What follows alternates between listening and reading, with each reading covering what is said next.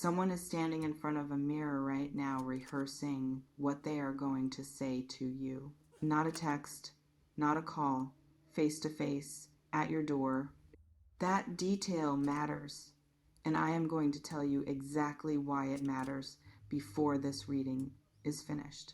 There is a specific kind of courage required to show up somewhere in person that no other form of communication demands. A message can be deleted before it sends. A call can be ended before it connects.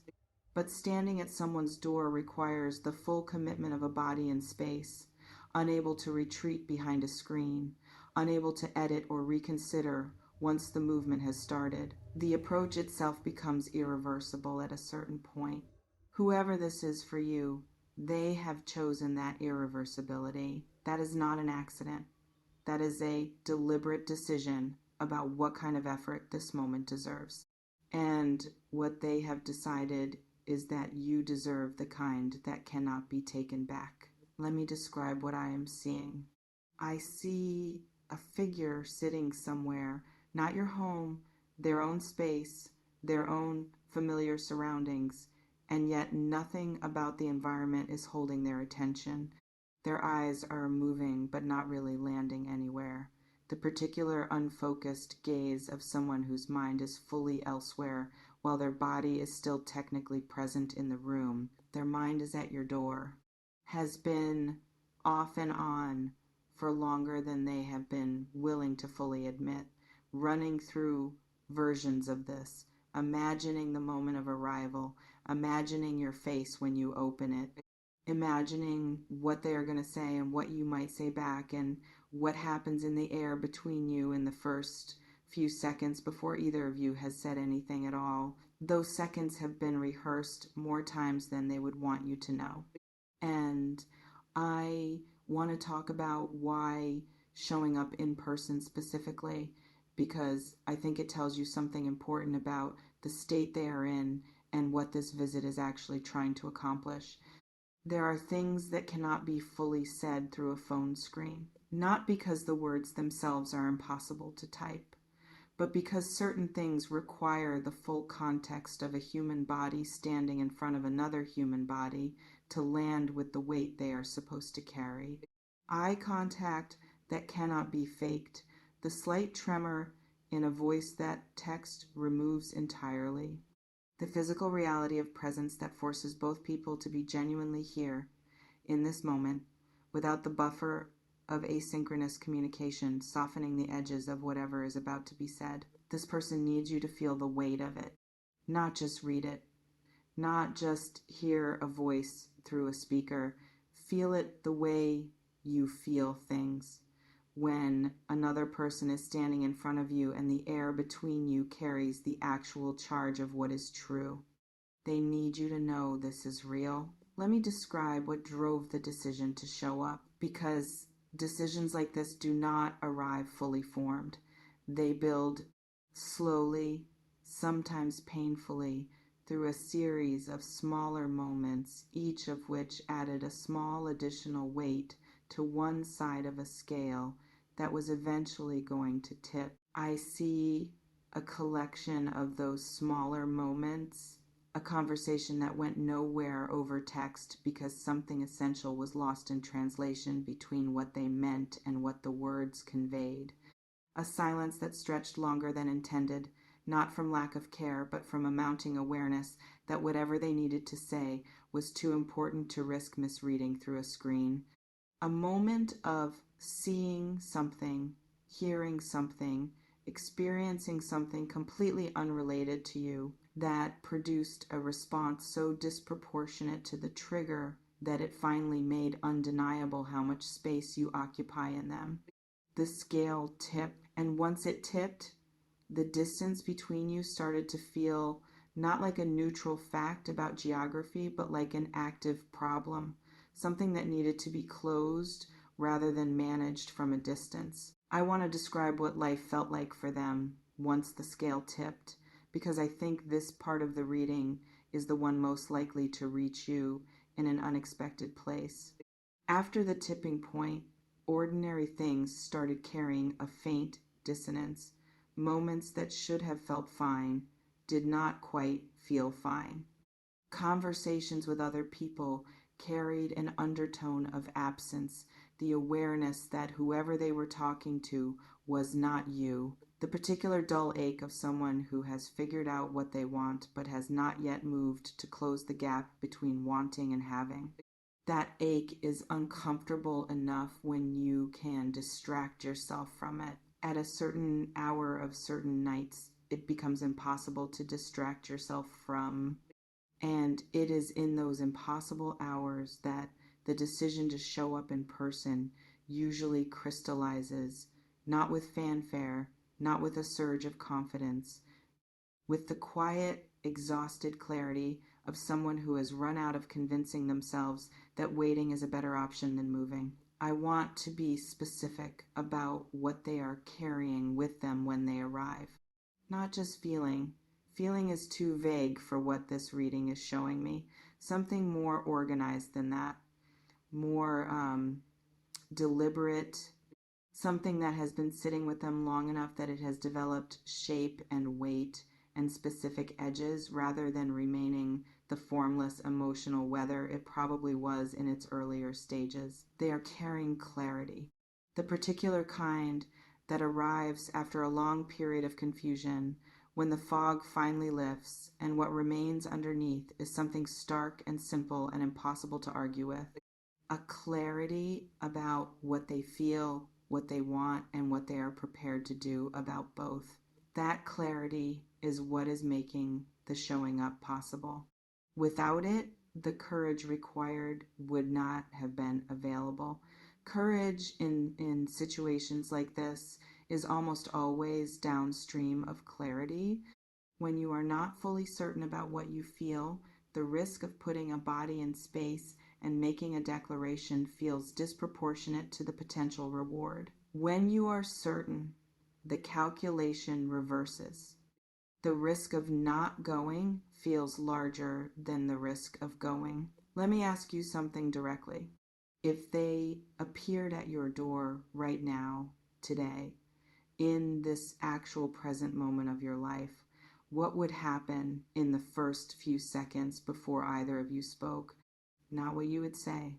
What would happen in your body, your breathing, the particular quality of the silence in the doorway before the first word gets managed into existence? Sit with that for a moment, because your answer to that question tells you something important about where you actually are with this person underneath whatever position you may have been maintaining publicly or even in your own internal monologue.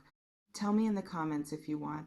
Tell me what those first few seconds look like when you imagine them honestly. I want to talk about something that sits underneath the more obvious layer of this reading, because on the surface, this is about someone coming to you, about a gesture being made, an effort being offered, a person choosing the harder, more vulnerable form of contact because they have decided you are worth it.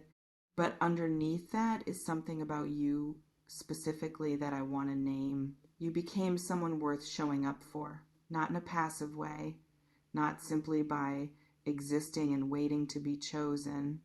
In the active, specific way of having built a life and a self and a presence that communicates something unmistakable to people who are paying real attention. There is a particular kind of person who inspires this quality of effort in others, who draws out from people a willingness to be vulnerable that those same people would not exercise for just anyone.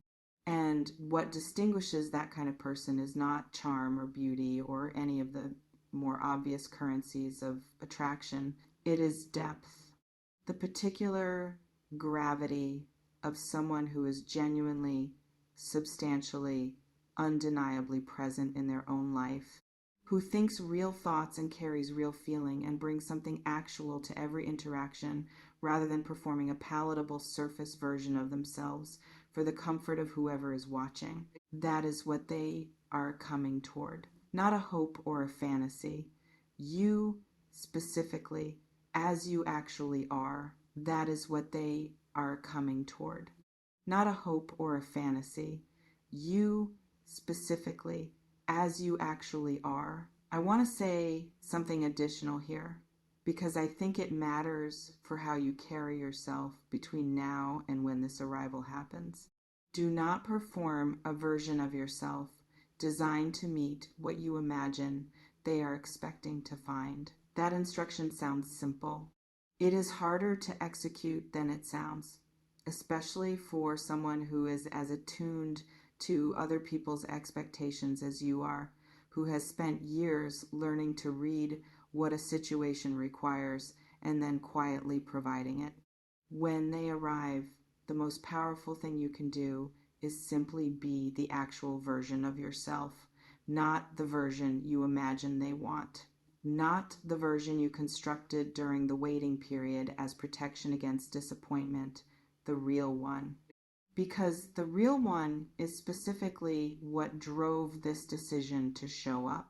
Giving them anything else would be a kind of misdirection, however well intentioned, and you deserve to be met as you actually are rather than as a carefully assembled impression of yourself. There is an image in this reading that has been sitting at the edge of everything else, and I want to bring it fully forward now. A threshold, not the threshold of your front door, though that is where the physical event will happen. A different threshold, the internal one that this person has been standing at for a while, aware of what crossing it means, aware that stepping over it changes something in a way that stepping back from it does not. Crossing a threshold like this one means accepting that you actually want something fully without the protective ambiguity of maybe and we'll see and I'm not sure. It means putting the wanting outside the privacy of your own head where it can be accepted or rejected by another actual person rather than existing safely in the theoretical space where it can never be tested. That is what is terrifying about showing up, not the conversation itself. The irrevocability of having wanted something openly, they are crossing that threshold, which means they have already decided the wanting is worth the exposure. I want to address something important about how you receive this visit when it comes, because there is a version of this moment that goes wrong, not because the other person fails to show up with the right intention, but because the person receiving them is so defended, so braced for the possibility of this being a trap or a disappointment or one more near miss, that the genuine thing being offered cannot find its way past the armor. I have seen this pattern in your energy before. This particular Virgo tendency to protect so thoroughly against disappointment that genuine arrival sometimes bounces off the surface rather than landing.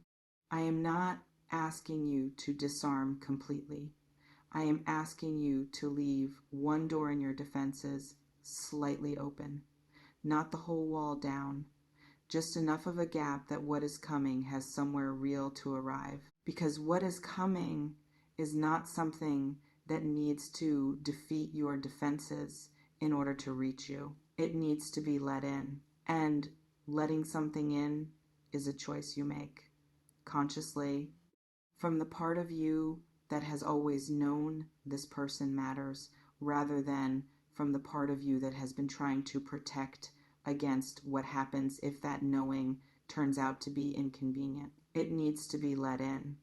And letting something in is a choice you make consciously from the part of you that has always known this person matters rather than from the part of you that has been trying to protect against what happens if that knowing turns out to be inconvenient. I want to give you one specific practical thing to hold on to for the actual moment of arrival. Notice your breath when you open the door, not in a meditation app way. Just notice it, whether it is held or shallow or whether something in you exhales when you see them. That involuntary physical response is more honest than anything your mind will have time to construct in those first seconds. and it will tell you what you actually feel underneath whatever position you have been maintaining in your own head. Trust that breath. It will know before you do whether this is something to open toward or something to stay protected against. And in this particular case, what I see in the energy surrounding this arrival, I think you already know what that breath is going to do. Let me describe the moment of arrival itself, because I see it in the imagery, and I think you deserve to know what it looks like. Not dramatic, that is the first thing. There will be no grand speech prepared with rhetorical precision, no theatrical gesture designed to be remembered. What I see is something considerably quieter than any of the versions that might be running in your imagination right now. A face at the door that is visibly doing the work of being honest in real time. Someone who came with something to say and is now in the actual moment of saying it, which always feels different from rehearsal, more uncertain, more alive, less polished than they would have preferred, and more true than polished could ever be. And underneath all of that, something unmistakable, relief. The relief of someone who finally stopped waiting for the perfect moment and simply chose this one instead. That relief is contagious if you let it be. That relief is contagious if you let it be. I want to speak to what the conversation that follows the opening of that door might actually look like, because I think having some sense of its shape will help you be present for it rather than managing it from behind a wall of expectation. It will probably start awkwardly, not disastrously, not in a way that signals something has gone wrong, but with the particular awkwardness that happens when two people who know each other well attempt to navigate a moment that is more significant than either of them has a fully adequate script for. Someone might say something slightly off, a joke that does not quite land, an opening line that in the aftermath of rehearsal sounds nothing like what they intended. That awkwardness is not evidence against the sincerity of what is happening. It is evidence of it. People are only awkward around things that matter. If they arrived smooth and polished and perfectly composed, you would be right to wonder what had been rehearsed to the point of performance rather than felt to the point of truth. The imperfection is the proof. The slight catch in the voice, or the fumble for the right word, or the moment where they look at you and forget what they prepared to say because you are actually there and not just a figure in their imagination anymore. All of that is the genuine thing arriving in its genuine form. Receive the awkward version. It is the honest one. I want to leave you with the truest thing in this entire reading. People do not show up at doors for things that do not matter. The form itself is the declaration. Before a single word gets spoken, the act of being there, in person, at your specific address, having traveled whatever distance was required by body rather than by thumb, communicates something that cannot be manufactured or performed or faked by someone who does not actually feel it. Think about every other option they had available, every easier, lower risk way of reaching you that they did not choose. The text, the call, the indirect reach through a mutual connection. Every one of those options provides some degree of buffer, some way out if the response is not what they hoped for. They chose the option with no buffer. That tells you everything you actually need to know about whether what is coming is real. They feel it. Whatever complicated history exists between you and this person, whatever version of this situation has been running in your head, set it aside for the moment they arrive. Not permanently, not in a way that requires you to abandon your own discernment. Just long enough to be present for what is actually happening instead of what you were prepared for. Sometimes the real thing arrives looking slightly different from the imagined version. And the real thing, in this case, is worth being present for. Drop something below if this is already stirring something in you. I read everything left here. Unlock the door, Virgo.